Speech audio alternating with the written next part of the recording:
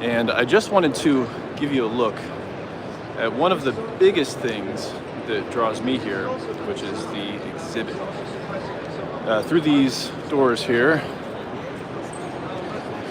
we're going to see a lot of people from brands, manufacturers of different gear, different software. For example, here's Shure.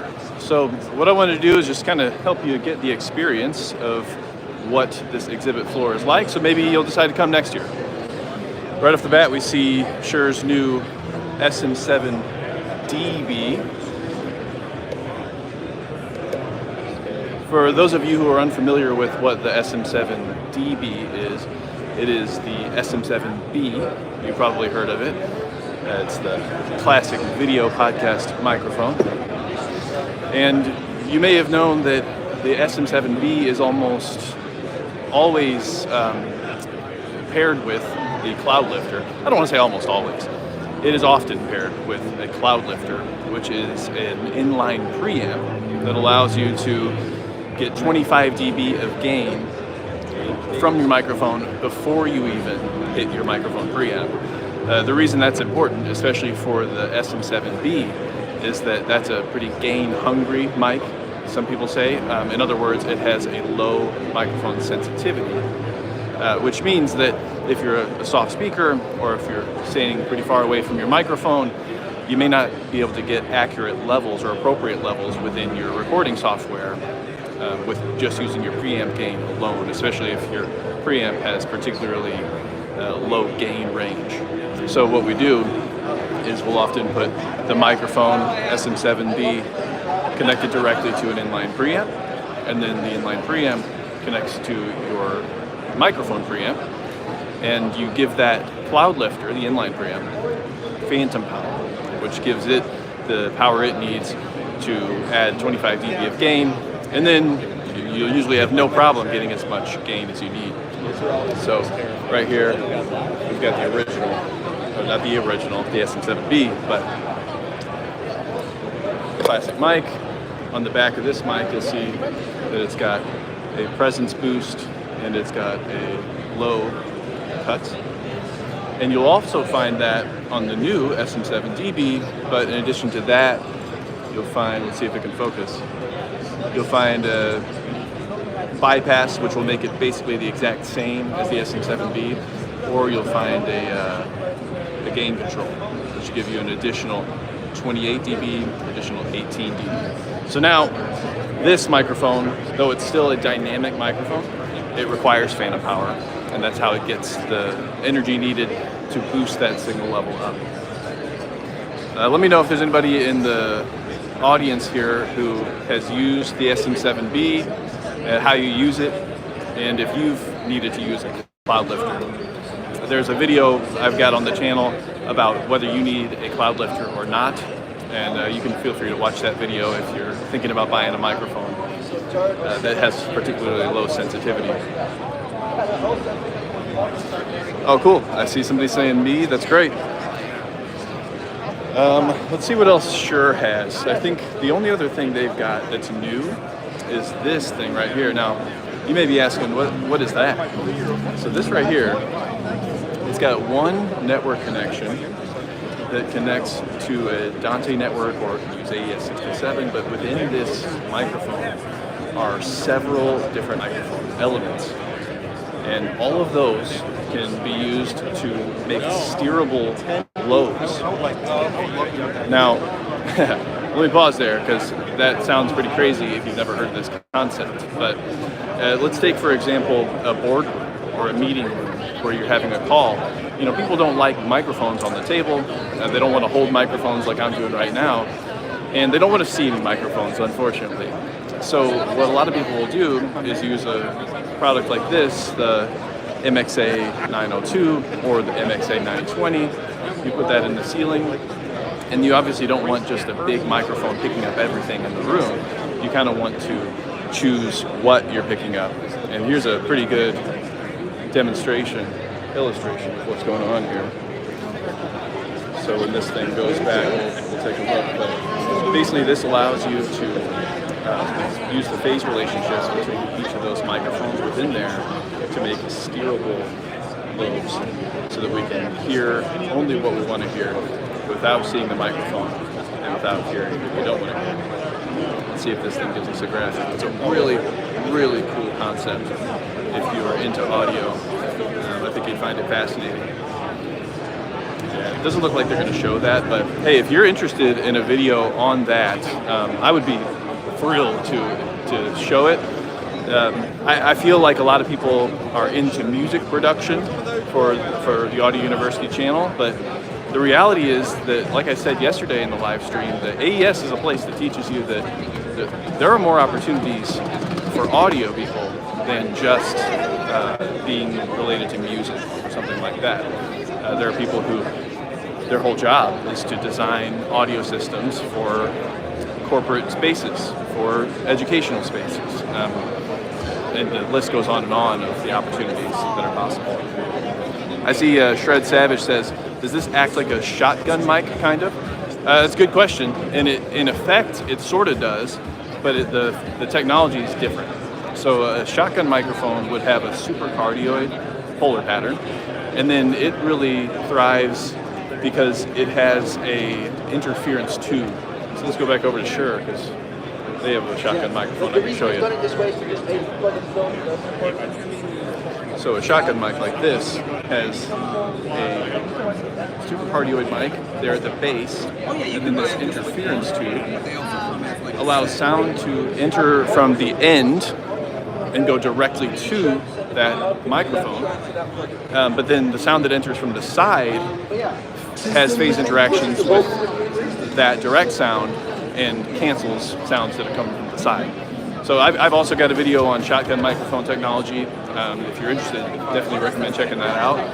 But where it's different from an array microphone is that in a shotgun there's only one microphone, and then the interference tube is how it becomes a shotgun on top of being a supercardioid.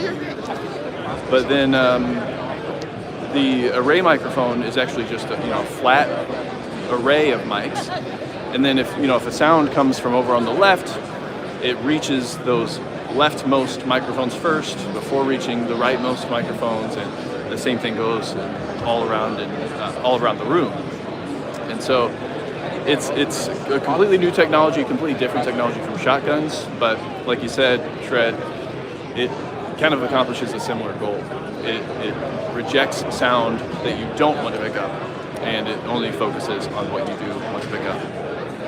See here, what if you put the mic away from your mouth? Will it still pick up the sound of the live streaming mic that you're currently using? I'm trying to understand what you mean there. Sorry, I'm not really understanding the question.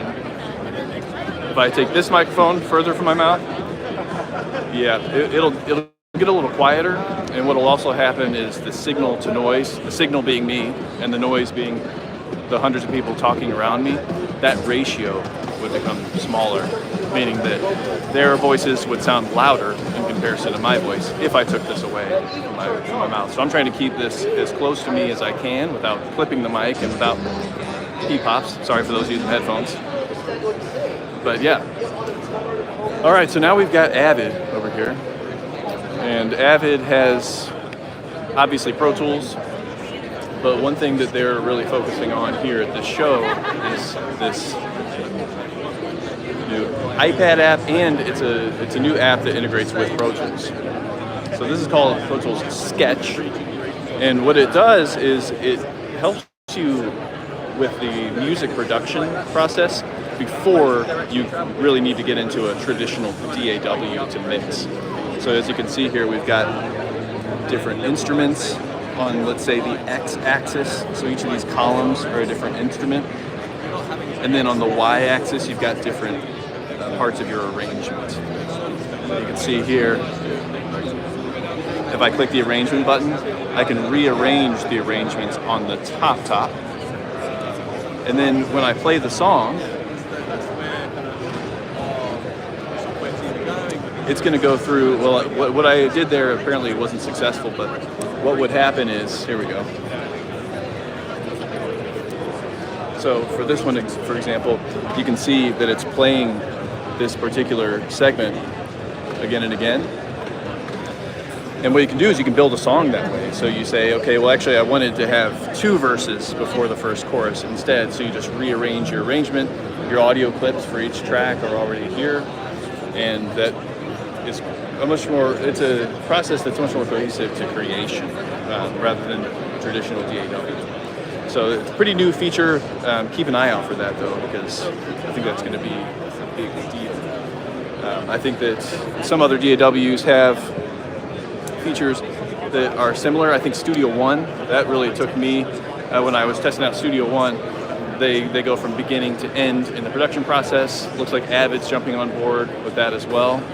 And then once you create that song, you can go ahead and drag those audio files into Pro Tools and do what you would normally do with your traditional DAW. So it's a pretty cool setup. Hey, here I am at Austrian Audio. So these people here, I came completely unprepared. I didn't think I would be able to do anything by myself. Nobody to hold the camera, nobody to set audio levels. But then I saw that they have this product that I'm using here called the My Creator. And what that allows me to do is just connect it directly to my phone. And I hold the selfie stick and I walk around like a crazy person talking to my phone. But thank you guys very much. You want to show us some stuff that you're working on? Yeah? Let me switch the camera and I'll let the expert do the talking. Let me hand this to you. Yeah. Are we live? Oh, we are live. Yeah, we're live. What do you want me to Well, show us what's new. Maybe tell us about the other products that you can get in this package. To the My Creator, yeah, of course. So I'm going to switch the camera over to here. Products. May I? Here we've got the full package. So, just a moment. It's a little crowded in here. So, here we've got the My Creator Studio, which we are using right now. And additionally, you can purchase the satellite to make stereo recordings or take interviews, whatever you want. And for stereo recordings, there's a stereo bar available.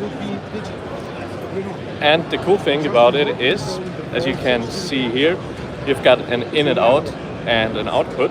So you can make direct monitoring and you can plug in a cable that I have here. It's just an instrument cable. So from mini jack to quarter jack. Okay, so like a guitar could be plugged into this directly then, right? Yeah, you can cool. An acoustic guitar with preamp or even an electric guitar or a keyboard, everything. And there will be a lav mic as accessory as well. And the cool thing is you can customize the faceplates. It's a little bit hard with one My Creator Studio in the hand and the other one here, but you can switch the plates, customize them. Here we got some samples of Knight Rider, but we are not going to bring on the market because of licensing reasons. But here we got some other designs, more really cool manga designs, anime, and yeah. So you may be looking at this and thinking, oh, it's just a USB microphone, but look closely because what we've got here is an in and out, and then we've got an out. And what that means is that we could either use that lavalier mic and go into the in, and now we've got a clip-on mic so you don't have to hold it. Or you could take this satellite and connect it to the in, and now you've got 2 microphones, just like this one. So what he was saying, you could use the stereo bar, point one this way, and like an ORTF or an XY configuration. And I've actually got a video on stereo microphone techniques. Check that out if you're interested in learning more. But then you can have a stereo, more spacious, more immersive recording. You could also just have one in your hand, one in your guest's hand, and do a podcast sort of setup. Or these microphones, they're not messing around. These are Austrian Audio mics, and so they're high quality. If you're trying to do music streams or if you're trying to make content as a musician, this might be a good option for you. You may be asking, like I did, can I plug a line input into that input? And yes, you can. So if you, for example, had a backing track that you needed to play, and then you wanted to record your voice or your guitar or something like that with the mic, you could connect a line level input right there. That would come through on the stream, and you could go ahead and stream with high quality. Is the idea. Does anybody have any questions? You say you love Austrian audio. Me too. Yeah, I've got a video with the Austrian Audio OC818 on stereo mic technique, so I'd recommend checking that out. Anything else new that we should be aware of? I think that was basically it. Yeah, that was basically it for the new stuff, but we're going to update our range step by step, and yeah, stay updated. Nice, thank you so much. I appreciate your help with the mic as well. All right, let's keep moving. So yeah, what I like about Austrian Audio is, I don't know, their mics are innovative, and that's not the norm for mics. Usually a mic's a mic, but you should really check out that video I have on the OC818. It's got two outputs. You can change the polar pattern after you record. It's really cool. Really cool. Audis. Hey, what kind of headphones do you all use? Yeah, there are speakers available. Homegrown Explorer. Not from Austrian Audio, although they have headphones, but definitely here on the show floor at AES, there are speakers. Here are some more headphones. Haven't really dabbled in these, but every time I hear someone mention them, they are always saying those things are incredibly good. So I ought to try them sometime. All right, let's keep moving. So over here we got Sony working on their 360. They've got an immersive platform as well, or immersive protocol that is similar to Dolby Atmos in that it gives you sound from above, and it's dissimilar from the Dolby Atmos in that it gives you also sound from below, hence 360. Dante, that's another thing that's really cool. Here, let me switch the camera back. Yeah, so I just recently posted a video called 3 Ways to Expand Your Audio Interface. I talked about ADAT, talked about Maddie, and I talked about Dante. Dante is super, super exciting. You may not be aware of it yet because it kind of got started in live sound and commercial AV. But what it allows you to do is connect all of your Dante-enabled devices to a network just using a Cat6 cable or a Cat5 cable, depending on what you're doing. And then you can route audio to or from any of those sources. Really, really cool. And if you're interested in learning more about that, check out the video I just posted, I think a few weeks ago or maybe a month ago.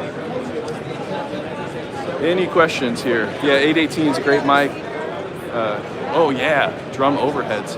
That's a great point. So if you put, especially a pair of 818s over drums, like I show in that stereo mic technique video, you could change that into an XY or a Bloom line after recording, which is pretty cool. And if you just wanted to use, so a Bloom line would be 2 bi-directional microphones. But if you wanted to do an XY for overheads, you can get the same sound with the Austrian Audio OC18, which only has 1 capsule. So that's a good way to, if you're going to be doing stereo stuff with cardioid, or if you're just going to be using the mic in cardioid, it's the same capsule as the OC818 that you'll find in the OC18.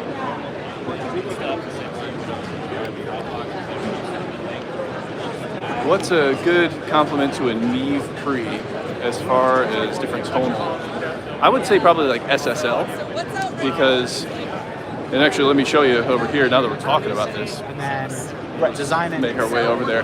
The reason I say that is because people have differing opinions on this, but in general, a Neve or API style preamp will be very colorful, and an SSL tends to be more clean. And you can learn more about that if you're interested by watching the podcast I did with Cranbourne Audio. We discuss clean versus character preamps. The gist being that if you're interested in capturing the sound as accurately as you possibly can from the microphone, then maybe you'd go with like an SSL or a Grace preamp, something, or Cranbourne Audio, one that it does very little to the signal. It's transparent. But if you wanted to get a little bit of the grime, or if you wanted to get a little bit of the color, or some call it warmth, some people call it richness, all of those things can be achieved with a little bit of harmonic distortion, a little bit of phase distortion. So to answer your question, if you have a Neve preamp, maybe the next thing you'd look at is something like what I've got right here behind me. Let me give you a closer look. So I think this is pretty new here. Right here we've got 8 channels on top. And we've got 4 channels here on the bottom. And these are all sort of inspired in the history of SSL comes from their consoles. Yeah, I think the XL desk is probably So SSL is really known for having tremendously clean and just good sounding preamps, basically. You'll often hear people say an SSL sound. So what they've done is, now that people are moving into a different era with recording, rather than necessarily needing a large format console, you can instead connect your microphones to the outboard preamp and then just take that into your interface. It's actually interesting to be over here because SSL, like I said, they started as, I believe they started, but they're known as a console company. But like I said, a lot of people are recording at home now, and they don't really need big consoles. In fact, I could never fit a big console in my room. But what do you get from a console, and what's lost by the industry moving in this direction? Well, maybe the first thing would be control, right? You have to either click with your mouse or click and drag in your DAW if you don't have a console. Whereas before you used to just be able to grab a fader or grab an EQ knob. Now it's all in your DAW. But what's cool is that you can get an SSL DAW control surface, like we've got right here, and you assign these faders to the different channels in your DAW section. And you've also got different sections here for controlling a bus compressor or controlling EQ, dynamics. And so that's one thing that you lose by not having a console, is the ability to control things tactilely. And this is a way to give that back to you. So control surfaces. Favorite mic for spoken word? That's a good question. It depends. It really did. I know that's not a very satisfying answer, but yeah, the answer to the best mic for X is always it depends. And if somebody tells you otherwise, I don't know. I don't think that they're considering the whole story, because the best mic for my voice is probably different than the best mic for your voice or whoever you're going to record. What I could say is that you can think of mics in maybe 3 basic categories, and this is oversimplification, but there are mics that are very transparent. U87 is one good example. It's like a good starting place. And then you have mics that add color in a variety of ways. So I'll even simplify it more. You've got 2 categories of mics, similar to preamps, right? Clean and colorful. And if you're going to just buy one microphone, it may be a good idea to get a mic that's pretty clean, pretty neutral. And if you are building your mic locker, that's when you start to expand and get microphones that suit the source that you're recording. I want to get back to this console discussion though, because I think it's SSL booth is a great place to talk about that. So we already talked about, you've got the ability to control the console with your hands rather than needing to use a keyboard and a mouse. Another difference though would be the routability. And another difference even would be the built-in effects that are there. And by routability, I mean obviously it's a mixer, right? So you can send things to headphones that the musicians are wearing, or you can send things to your recording, or you can send things over wherever else you need to send them. That's a great thing that a mixer can do. What I've been doing lately, though, in my own studio is using my audio interface for that, which is the RME UCX2, Fireface UCX2. I'm going to show you that as we get to the RME station over here, but it's very, very, very, very powerful what you can do inside of an audio interface. And I think that if you get an audio interface that has a virtual mixer inside it, you will start to see why mixers were such a big part of studios in the past and still today. But again, you can replace the control surface of a mixer with a DAW control surface, and you can replace the routability that was offered with a mixer with an audio interface like an RME interface or something else that has virtual mixing capabilities. So here we are. Here's the RME booth here. So we're talking about, a console. That's a console right there, So when we lose the console in our studio, we lose that control surface, and you can get that back with a DAW controller, like I mentioned.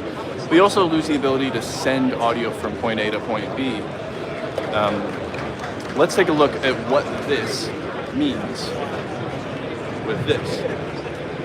So we'll look up here, and that's telling us that we're looking at a Fireface UFX.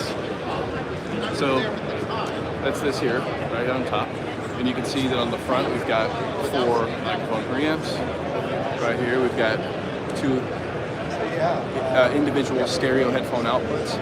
And on the back we've got a bunch of inputs and outputs as well. What a software like this allows you to do, this software comes with the interface. It's going to allow you to send any of these inputs to any of these outputs.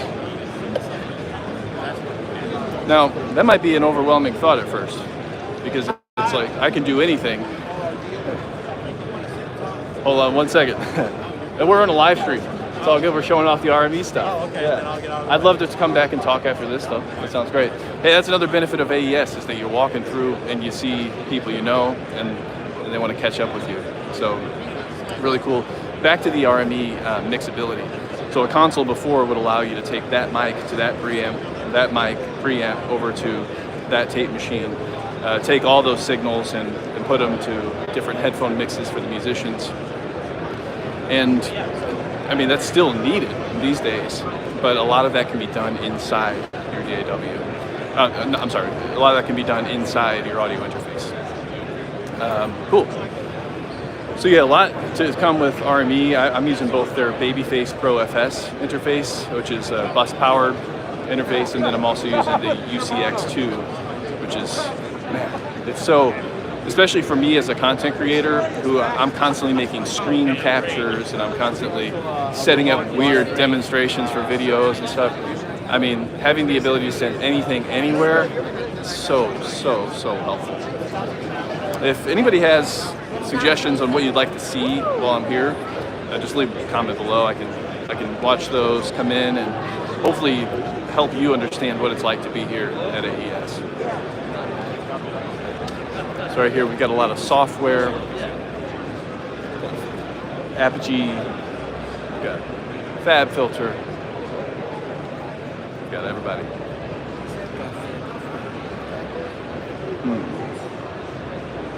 Here's an interesting one. Auratone. So you may have heard of this. I've posted several videos lately about helping your mix translate. And so you may think, well, I just need the flattest speakers possible, and that'll help my mix translate. Well, that's one part of it. But another part of it is checking that people listening on more limited speakers are going to be able to hear everything, all the musical elements in your music. And that's where something like this comes in. As you can see, this company has a long history, and it's been reinvigorated. And we've got right here the classic passive monitor, which is powered by this amplifier. or you got a new one that's active, so amplifier's built in. And what this would allow you to do is say, okay, I've tested my microphone or my mix on this really high-end speaker system. It's got the ability to recreate signals from the very low frequencies all the way up to the very high frequencies. But then, of course, you send that to somebody to listen, and maybe they're listening on a smartphone or on TV speakers or something. I know we hate to hear that, but it's the reality is that our music will be enjoyed on speakers that probably aren't as capable as your best set of mixing speakers. So in that case, you can use speakers like this to test your mix, and what that'll do is it'll, that smaller speaker, it can't produce as low of lows as a subwoofer could, for example, and it can't produce as high of highs as a really bright tweeter could, for example. And so if you can hear all of the musical elements on a small speaker like this, then you can probably hear all of the musical elements no matter which playback device you're using.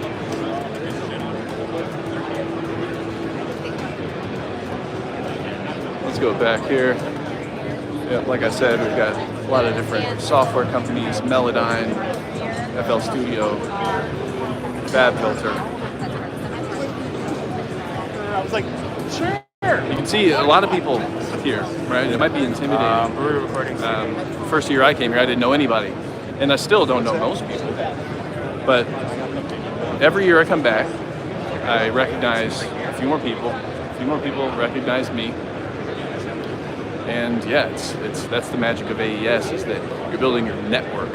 You can be as great a mixer as humanly possible, but if you don't know anybody, no, you're never going to work for anyone.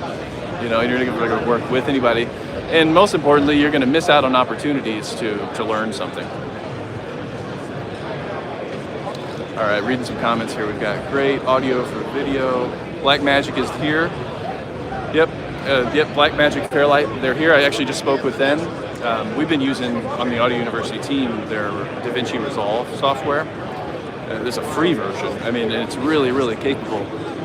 So that's how we, in my team, edit the videos. That's how we mix the audio. You can load any plugin that you could load into a DAW. It basically is a DAW. So yeah, Blackmagic is here. That reminds me that right now AES is happening, but right next door, as kind of like a co-event, NAB is happening, which is an event for broadcasters specifically. And Blackmagic is very popular over there as well. I kind of want to check out this Sony 360 thing real quick. So it's nice to get your eyes on something like this, because it helps you understand what these sorts of technologies are. Hey, what's up? So right here we've got, you want to tell us a little bit about this? All right, cool. Let me hand the mic over to you. Yep. So yeah, tell us about Sony 360 Reality. Look close. Logic-based format, so it means that you can write any specific speaker value. And right now, we're outputting 13 speaker channels into our mixing environment technology, and that is outputting a line of renders. Those 13 channels are rendered otherwise, and Eric all our channels and first. With our mixing environment technology, we actually get the best of it will be exactly in that studio that you would. Nice.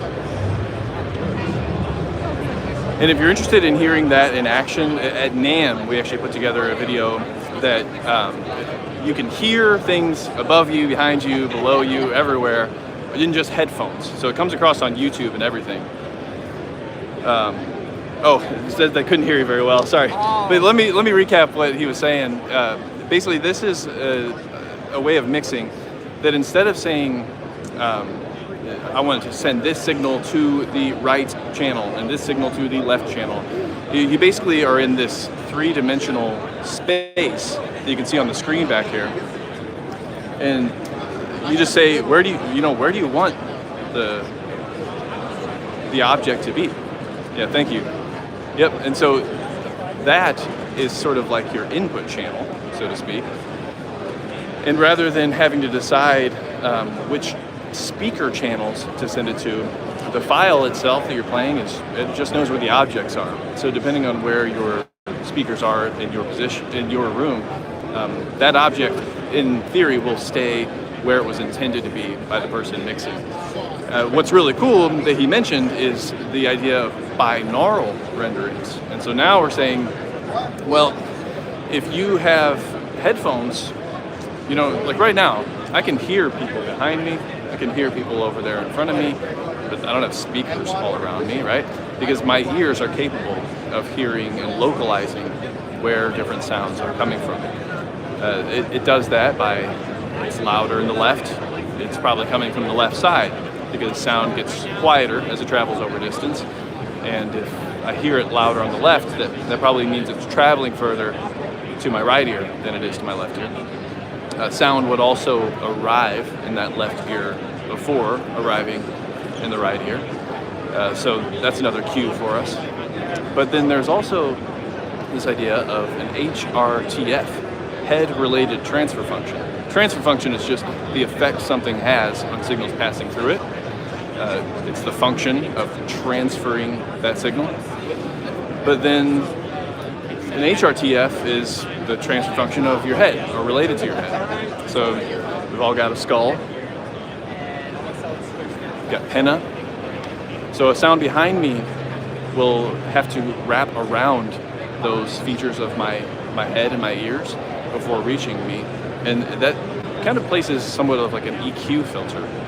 And after years, hours, and years living in the world with your ears in your head, you've grown very, very accustomed to what it means when this particular EQ filter, so to speak, is placed on sound. And you'll be able to say, close your eyes and hear things all around you.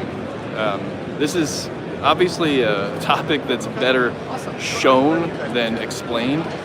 So I'd recommend checking out either the video on Sony 360, you can probably search Sony 360 Audio University, and also maybe check out the video on Dolby Atmos that I did, where we actually render a binaural rendering for you to listen to with headphones. You may not believe it, but even a regular set of iPod headphones that used to come with the iPhone, even the cheapest pair of headphones can do binaural, because basically you're just sticking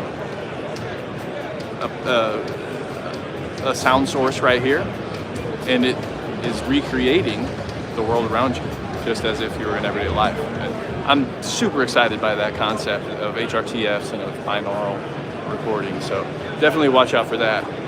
In fact, immersive audio is a big, big topic again this year, and a lot of people, I don't know, they're rejecting that idea, and I'm a little bit scared too, right? Because we've had things like quadraphonic, where it's 4 speakers. Never heard of it? Yeah, exactly. That's the point. It doesn't exist anymore because it never caught on. And you've got 5.1 surround. That one's more well known, but again, it never really caught on for music. But now we're going into immersive audio and adaptive audio. And what that means is that it's, first off, really a lot easier to get the content to the person. There's a delivery format available, even for streaming. And what that also means is that no matter what system that person's using, the idea is that the mix will come across. And that has to do with it being object-based, like we just showed you with Sony 360 Reality. Object-based, meaning that the file itself just has a record of where the guitar is in the mix and where the keyboard is in the mix. It doesn't really care what speaker system you're using. On the listener's side, their system knows how it's configured, and it takes that file of this object should be here, this object should be there, and it puts it in the right place. So that's a big game changer, and I think that's something a lot of people don't understand, is that you no longer need this expensive system to even experience the mix. Of course, there are still multi-speaker configurations that's the way you get the best sound. But what's a real game changer is that you can listen to that mix in headphones as well with binaural technology, and you can hear things behind you, above you. It's just as immersive. So, yeah, really exciting. Yeah, you're playing with ambisonics, Bobcat. That's cool, and that's an open source solution, which I think is another important part of that conversation. Which is, if we're going to give power to Dolby or Sony to be the renderer that we're using, that's a big game changer from when we were just using 2 stereo wave files, left and right, that could be played back on any system. Ambisonics, on the other hand, is an open source protocol. I'm not sure what you call it, but it's something that anyone can use, and they don't need to get a license to do it. So that's a big benefit of ambisonics. I'm glad you brought that up, Bobcat. Thanks. Hey, Daniel, I'm so glad that you're finding this valuable. I'm happy to bring the experience to you. I know for me, AES, I wasn't sure why go to AES. Should I go to AES as a student, as a professional, or whatever? And what I realized is, like, you can learn anything quickly online. That's what I'm trying to build for you with my regular videos. But you can't learn everything quickly online. You can't build a network quickly online. It kind of takes you coming to an AES meeting or coming to an AES convention, not knowing anybody, and then coming back the next year knowing one person, coming back the next year knowing 3 people, and so on, until you have a network that just sort of happened over a number of years. Yeah, I see somebody says here, maybe one day I'll be able to make it to AES or NAMM. And that's a good point, that NAMM is another situation very similar to this. What I like about AES compared to NAMM is that NAMM is, I think it means the National Association of Music Merchants. And that word merchants makes it a very product-centered event. So even the panels that happen outside of the exhibit that I'll be talking about a little bit later, those are still kind of about products. Right? Hey, I appreciate it. Thank you. Can I take a picture? Yeah, I'm on a live stream right now. But hey, we've got an Audio University member here getting a selfie. Appreciate cool. it. Hey, man. I appreciate it. Thank you so much. I appreciate all your videos, man. They're Thank you. very helpful. Yeah, enjoy the show. That's cool. And hey, that's a pretty cool thing as well. Is just getting to see people who appreciate your work. And you may be saying, well, I don't have a YouTube channel. I don't have your work. But you'll at least be able to come here and sort of be around people who you look up to in terms of music creation. I mean, Andrew Ships is here. George Massenberg is here. You've got a lot of really big names in the audio industry. Back to the idea of NAMM versus AES, though, is that NAMM is more product focused. AES is actually more academic focused or just more audio engineering focused. It's the Audio Engineering Society, after all. But what I like about that is that, I don't know, the people that you'll find here are probably also at NAMM, but this event has a connotation to it that it's like, hey, I see you. We're all audio people here. And we nerd out about different things, I think. So the panels that you'll see outside of this room and in different breakout rooms across the building, they're going to be more focused on setting audio standards or discussing new technology in audio. Or just right back here, we've got the education stage where you can go learn from people who do this. In fact, pretty sure, yeah, they're having a session right now. So I like AES because it's a place where you can learn. I just love it. It's hard to explain. It's like you say here, you can see and touch and interact with live with experts, and that's 100% right, Bobcat. It's like, I can try to explain this to you, and I think you can get a lot of that community online now, But being here in front of somebody and talking to them, or being in the front row while you're watching your favorite mixing engineer give a presentation, there's nothing better than that. And also with the gear, it is helpful to be able to touch the stuff and feel the fader. How do those knobs feel? How does this sound? It helps to be able to be here, but I'm doing my best to bring you the experience remotely. All right, going through the comments here, looks like we got everything. If I missed you, I'm sorry. As you know, I don't live stream much, so sort of a new experience for me, but it seems like a really, I don't know, it seems like people are liking it. 34 people, that's pretty good. Watching me all at once, so I appreciate you being here, and let me know in the comments if there's anything you want to see. We got Alan and Heath over here. This is a perfect example of where it's nice to touch and feel the stuff, because I can show you the consoles, and I could even give you a demo of the different features of each console. But if you're not here to touch and feel it, you miss out. I'm not trying to make you feel bad. I'm trying to inspire you to become more ingrained in our community, and maybe join us next year, or maybe join your local chapter or your local section of AES, so you can get closer with the community, and so that you can attend these events and see the new gear and all the things I've been explaining so far. Oh, this is a really cool place right here. So Eric Valentine, he's a very, very successful audio engineer, and he's got a company called Undertone Audio, and this stuff is really interesting, I'm telling you. One thing that really caught me was this cable that's got variable capacitance, and this is another thing that would probably be better experienced here in person, but you can, there's no question you can hear the difference. The idea is that he was so confused why he always got a different guitar sound depending on what cable he used, and he realized eventually that the length of the cable increases the impedance, and therefore the capacitance of the cable changes.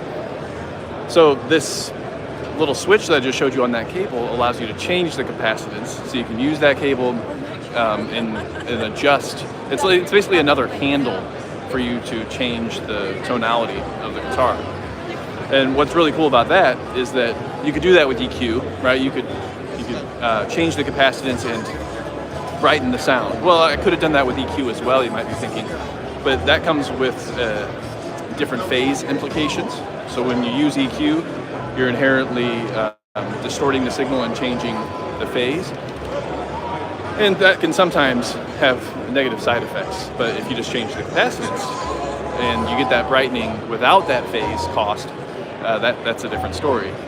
Another thing similar to that is the Z lifter over at Cloud Microphones. Let's make our way over there as we're having this discussion. Yeah. You want to see the Shadow Hills mastering compressor. Cool, I will keep an eye out for that. But anyway, getting back to this capacitance versus EQ, or impedance versus EQ discussion. This was something I actually just learned last night from a guy, Professor Gabe Herman. He's an audio professor.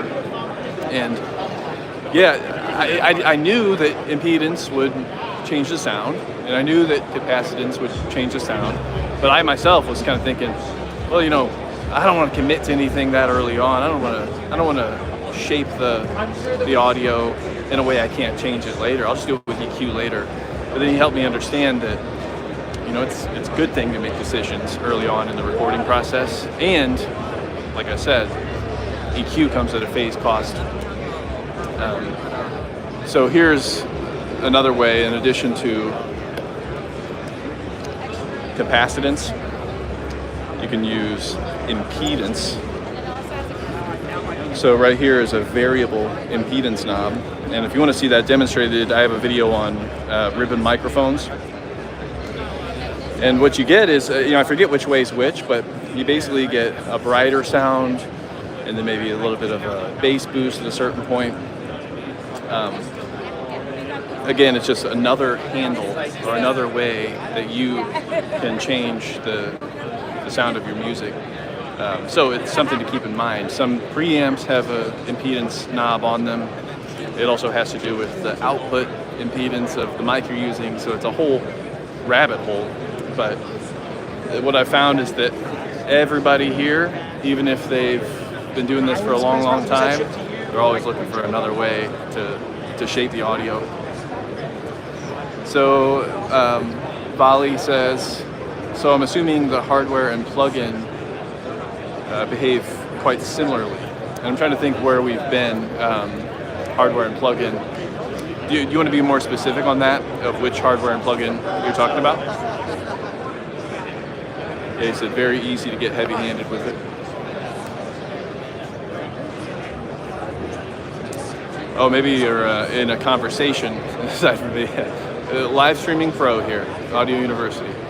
Yeah, if you have questions. Oh, here we go. Shadow Hills Mastering Comp. Cool. Okay. Yeah, I'll keep an eye out for that. Like I said. Yeah, so cloud microphones. We went over there. You saw those mics as well. Ribbon mics. Fascinating topic. Let's continue over here.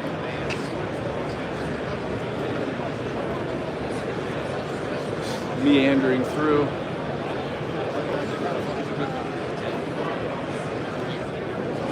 Yeah, it's a really cool experience to see everybody around you and know that they're all like you in some way. You know what I mean? I know it can be kind of a lonely world being an audio person, talking audio nerdy stuff to people who just don't care. So to come to an event like this or to go to local events where there are people who are into recording and into audio in general, it's a really powerful thing.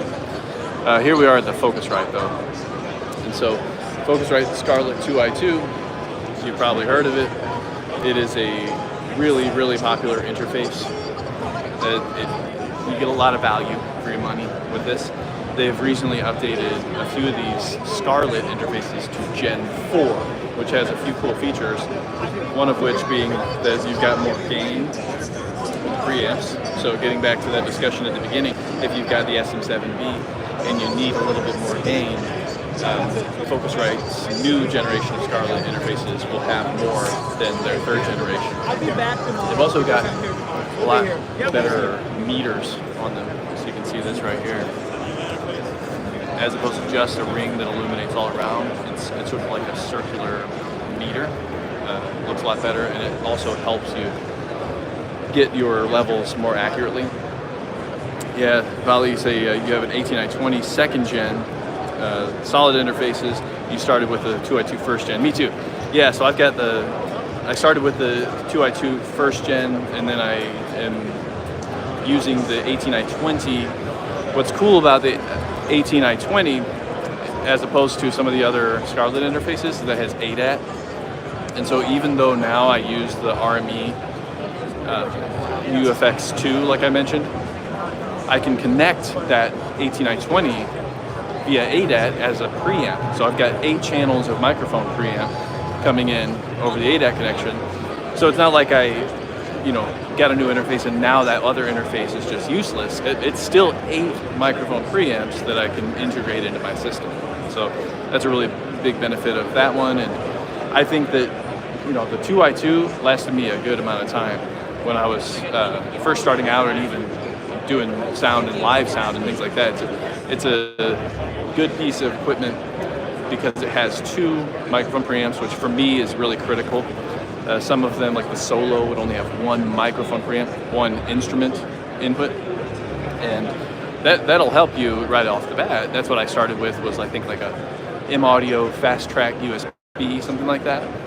But I outgrew it eventually, and I wanted to record 2 microphones at once, so I upgraded to that Scarlett. And then from there, I was pretty much set for building songs in my home studio or making measurements in live sound or, general purpose audio interface. It wasn't until I started wanting to use outboard gear and wanting to record even more microphones at the same time that I upgraded to the 18i20.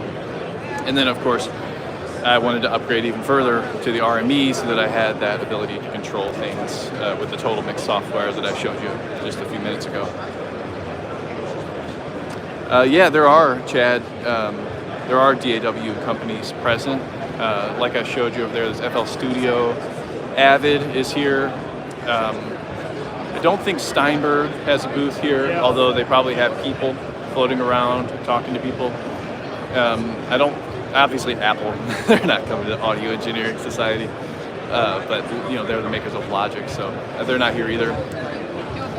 But yeah, there are a lot of plug-in companies and a few DAW companies. Now Reaper's not here, Henry. That'd be cool. I'd love to meet the people who put that together. I'm a big fan too. I think, yeah, Chad, Reaper. Yeah, rappers, cool. I think a lot of different people use FL Studio as well, but what I like about Reaper is that it's so powerful and you can get it for so inexpensive.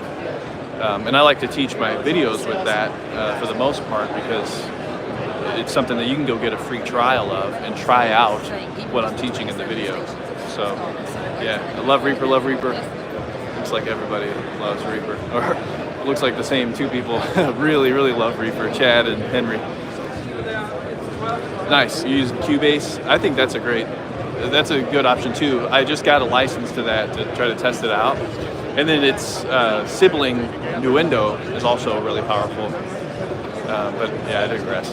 That's a whole thing. I've asked a lot of people what their favorite DAW is or what the best DAW is, and every single time it's the DAW they use. So it's hard to figure out what DAW to go with because you can't really find an unbiased person.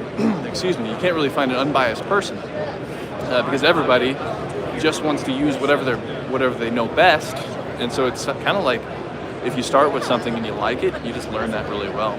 Most of them can do what every other one can do at this point, so I'd say start with something that kind of, I don't know, maybe looks like it might fit you best, or maybe a YouTuber does tutorials on one particular software, and pick a DAW based on whatever it is that I think basically makes you an individual. Whether that's an audio YouTube creator who uses a particular one and you really jive with that YouTube creator and you want to be using the software that they're teaching on, that might be a good reason to start with that software. Or maybe you're really into a particular niche and a lot of creators or musicians or audio engineers use a particular software, like Ableton is a good example for producing music. That might be a good reason as well, but for the most part, it seems like they're all pretty much, they have the same features, just a different interface, and there are some outliers here and there. So, we've got Neumann over here. I don't know if we'll be able to go in because I'm talking to a camera, and it's sort of like a listening room, but I'll just let you peek in here real quick. Let me change.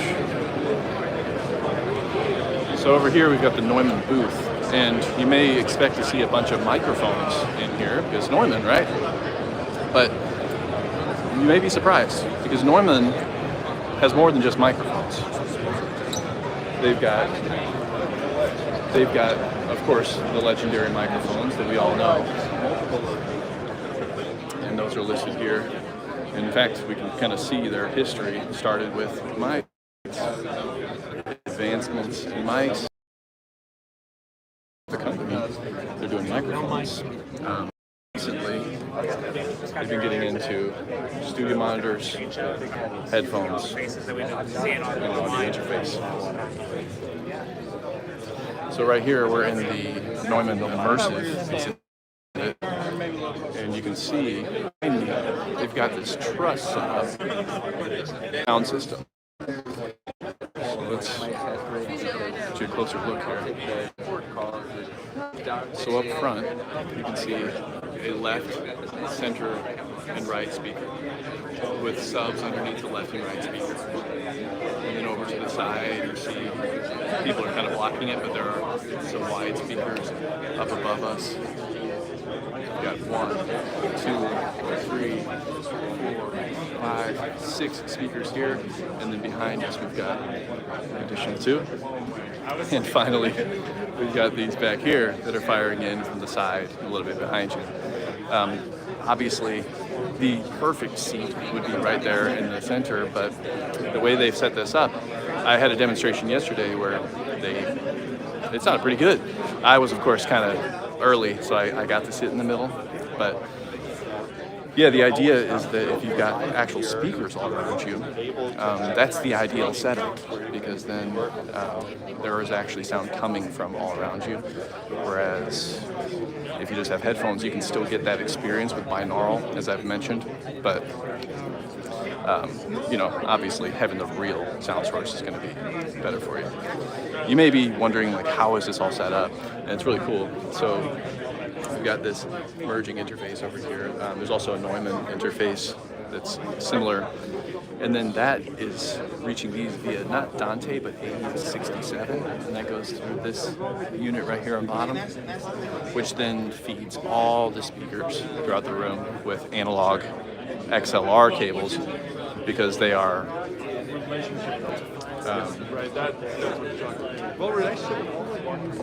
really well. Yeah, they're all fed with analog XLR cables because they're all active speakers that have amplifiers built in. There are also options to have like an AES 67 speaker, and then you just connect everything to a switch, and everything can communicate just over the network like that.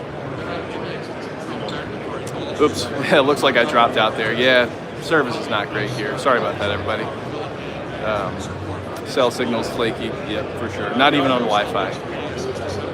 The mic I'm using, front of house drummer, this is the Austrian Audio Mic Creator Studio.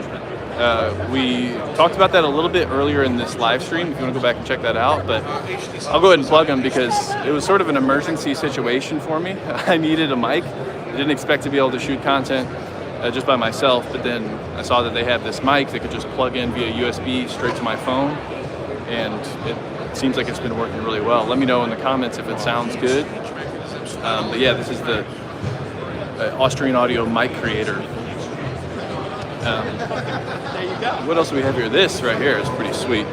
I don't know if it really is something that you would have in your home studio. It's really, really high-end noise suppression.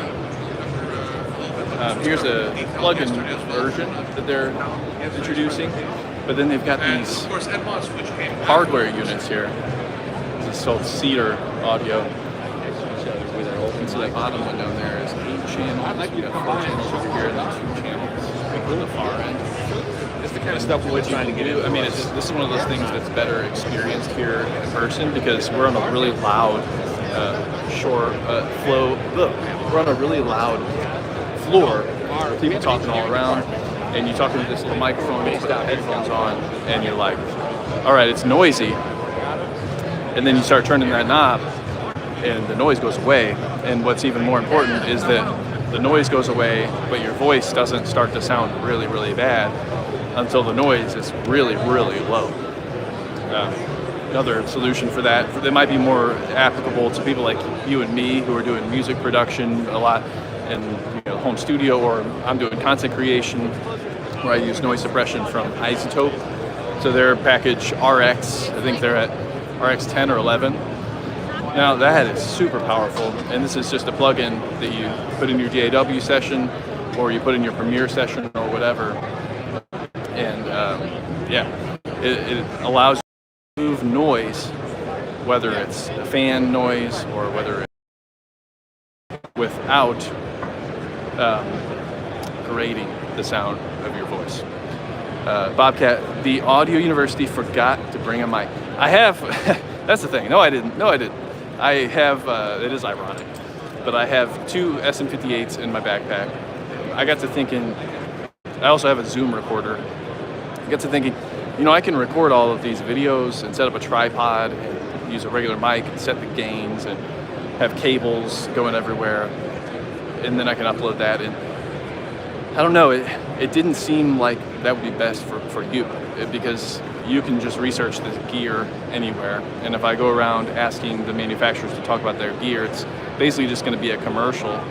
But what I'd really prefer that you take away from this live stream is that AES, what is it? Should I go? Is it something I should consider? And I felt like a live stream would be a lot better for that.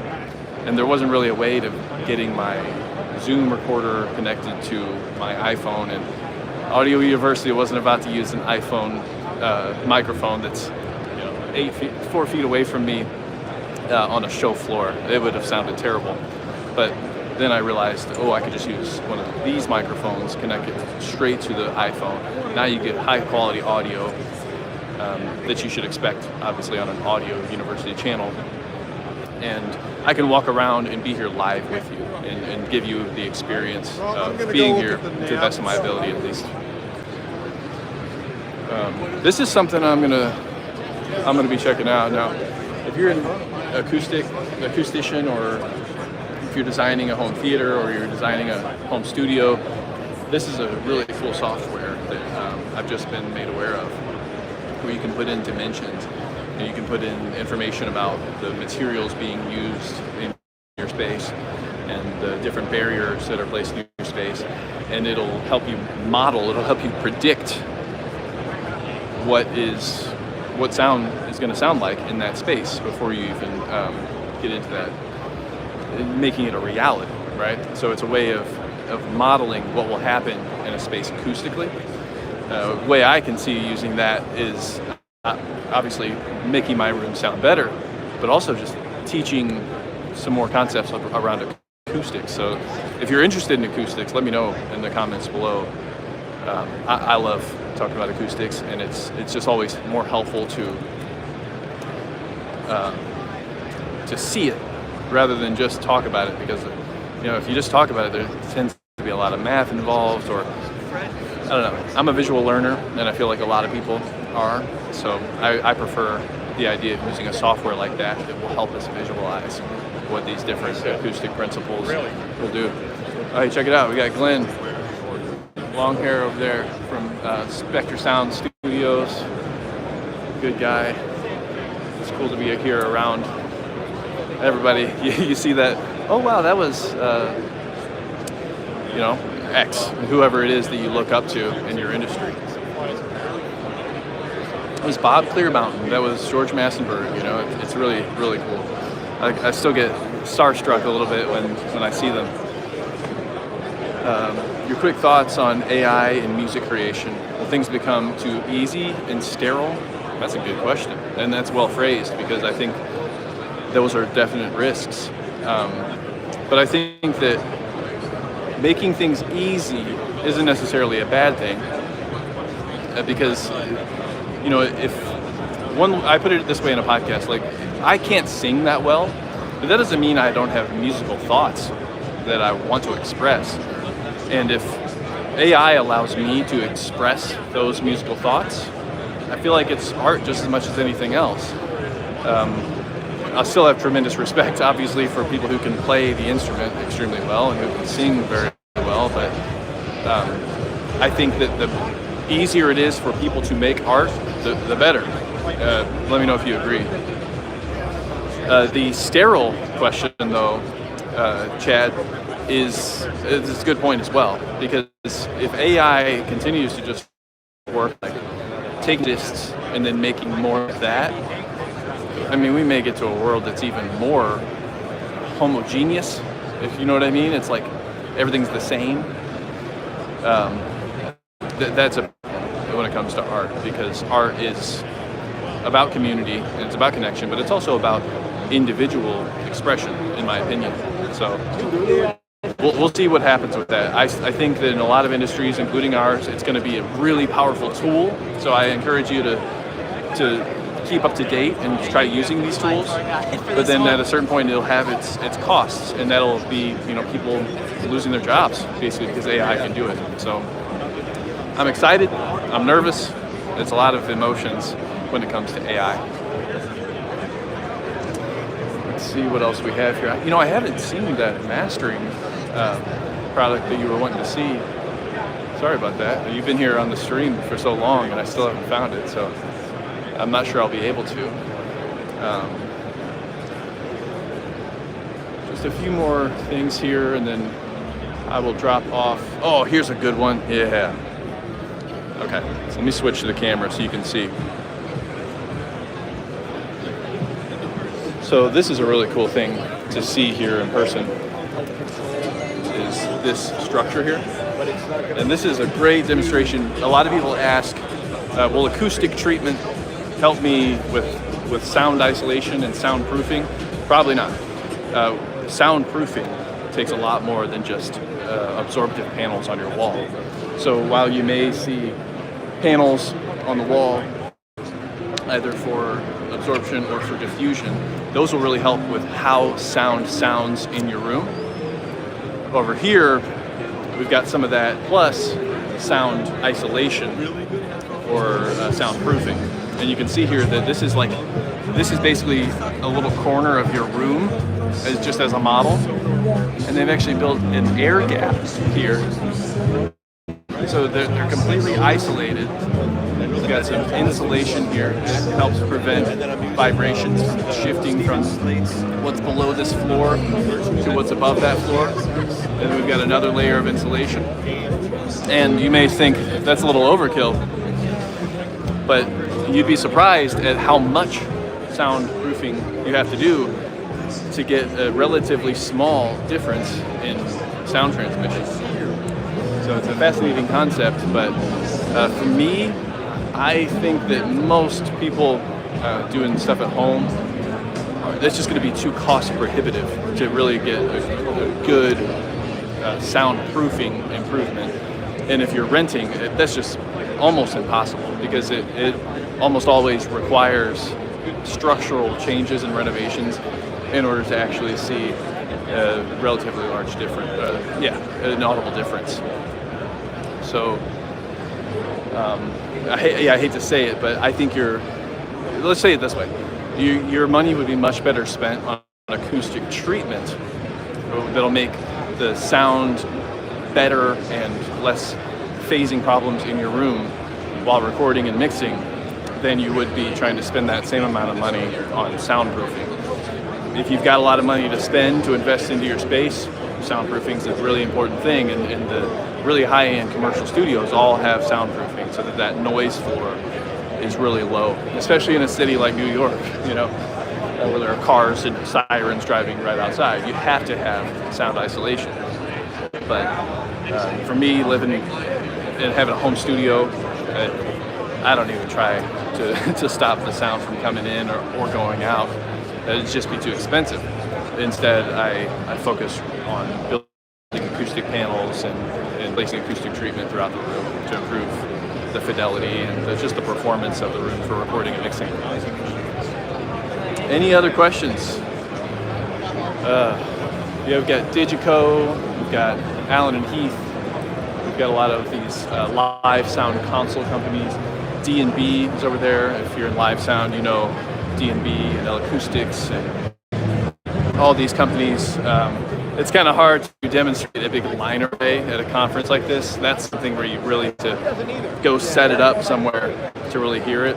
But they're here, nevertheless. The headset versus speaker mix saga is interesting.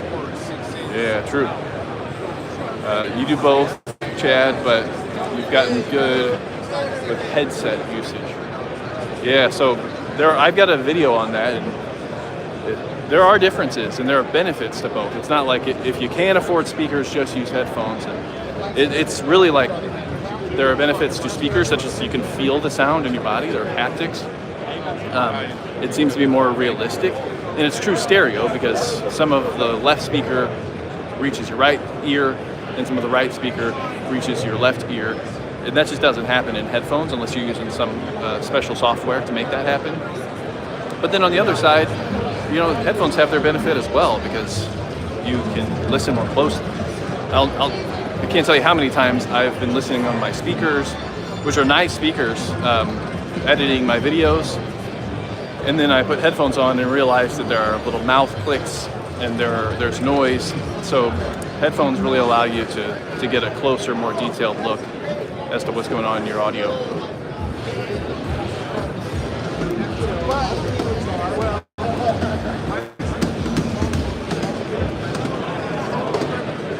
Yeah, so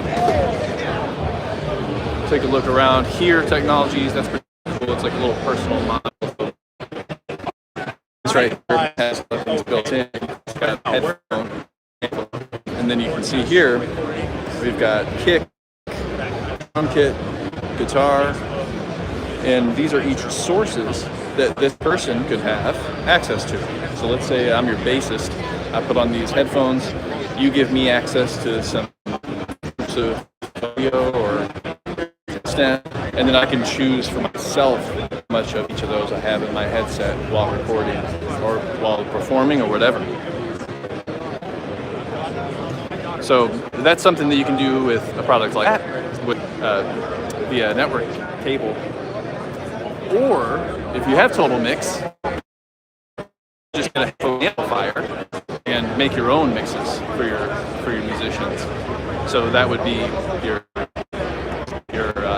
analog output of your audio interface would go into a headphone amplifier, which then the musician would plug into that. Now you may be asking, well, that's not the same because then the musician doesn't have a choice for themselves to make their own mix. But you can, because the Total Mix also exists on an iPad app or any tablet app.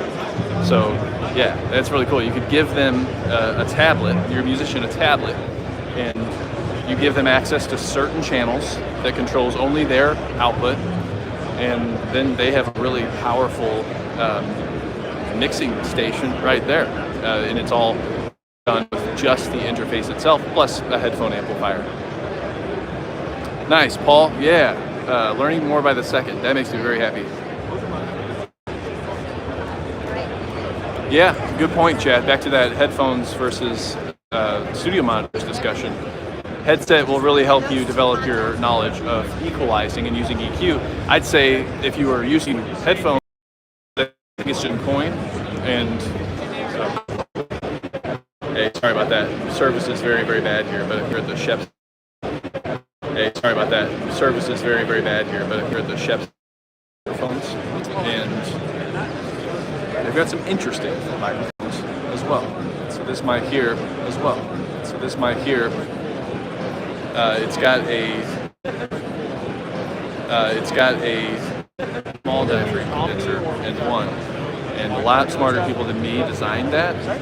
But it basically has some cool mechanical designs that allow it to have better response to off-axis sounds. This one right here is, I think, the most interesting. This is, as you can see, a shotgun microphone. It has the microphone element at the base, and then this interference tube does what it does. It helps to cancel sounds that come from the side, because all those reach them, which means that when it all reaches the microphone, necessarily together as one cohesive. They will interact. They probably cancel a lot of that energy. In effect, canceling sound. What makes this one unique? This microphone technology to the OC818 from Austrian Audio, but you can make, or using the relationship between the front and back capsule, you can adjust to make it even tighter than a typical shotgun mic. So that's really, really powerful. That reminds me, I kind of want to show you this OC818 just because we have it here in front of us. Austrian Audio really hooked me up on that because I didn't realize I was going to actually shoot content here like this, but I think this is perfect. I connect this microphone straight to my phone with a USB cable. Got a little simple preamp control right here. Sounds pretty good. With microphone, project sound from the back, and really, I think it's working pretty well. So, I'll show you this with Austrian Audio quick. Yeah, the 818 right here. So this microphone, this mic has two outputs. So it's got the one, it's got two, it's got the one on the bottom, and then it's also got one on the back. And so what that means is that we can record two channels. I gotta wrap this up. There's more people showing up. I think my service is getting even worse.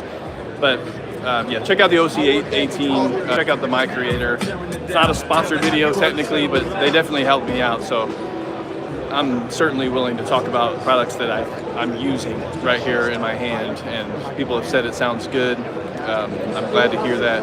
I'm glad to hear that my vision of kind of bringing you virtually to AES was a bit successful. I'm very happy to hear that. So what I would like to do is close the live stream here soon, but tomorrow I would like to show you another element of AES. So yesterday I just briefly talked about the community that can be found here. Today I talked about the exhibit, and you can see all the new gear. Tomorrow I'm going to focus on another, I think, pillar of AES and other organizations like it. So thank you so much for spending time with me, and I will catch you next time.